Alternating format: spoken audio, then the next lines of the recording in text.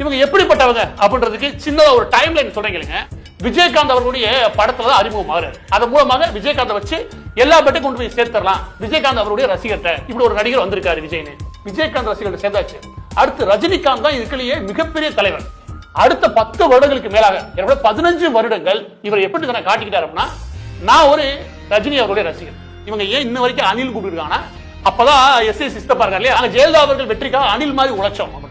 அதுதான் அனில்கள் கூப்பிடுறதுக்கு காரணம். அந்த அனிலா இருந்த நபர் அதற்கு ஒரு 6 மாசத்துக்கு முன்னாடி தான் கருணாநிதிக்கு ஒவ்வொரு ஊர்லயும் செலவைக்கணும் அப்படின்னு சொல்லி விஜய் பேசியிருந்தார். கோயம்புத்தூர்ல இருந்த நரேந்திர மோடி அவர்களை இங்க சென்னையில இருந்த விஜய் ஓடி போய் அப்பனும் மகனும் போய் அங்க ஒரு பார்த்து ஒரு போட்டோ சோஃபால உட்கார்ந்த மாதிரி ஒரு போட்டோ எடுத்து அதை ரிலீஸ் பண்ணி விட்டான்னு. ஒவ்வொரு முறை சிக்கல் வரும்போதும் ஒரு அரசியல் கட்சி தலைவராக மற்ற எல்லா கட்சியை விட சீமான் அவர்கள் விஜய்க்காக துணிச்சு நின்றார்.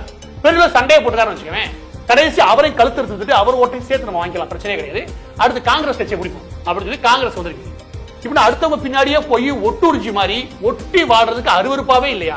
இப்படியே ஒரு வாழ்க்கையை தொடர்ந்து பயணிச்சீங்கன்னா உங்களுக்கு என்ன தன்னம்பிக்கை வரும்? நீங்க ரொம்ப சின்ன வயசுல இருந்து அடுத்த நிழல தெரிய ஆரம்பிச்சிட்டீங்க. அவன் நிழல் பின்னாடியே போயிட்டா நமக்கு பிரச்சனை இல்லை அப்படின்னு சொல்லி அவங்களுக்கு நிழல் பின்னாடியே போய் பழகிட்டீங்க. எனவே இது வெறும் தன்னம்பிக்கை சம்பந்தப்பட்ட விஷயம் மட்டும் கிடையாது, துரோகம் சம்பந்தப்பட்ட விஷயம். பெரிய துரோகி இந்த 2 பேர். எல்லா பேருக்கும் பச்சையா துரோகம் பண்ணி அதன் மூலமா வளர்ந்த கும்பல் தான் இது. நாளைக்கு நீங்களே வளரலாம், ஆனா இப்படி குணத்தோட வாழாது.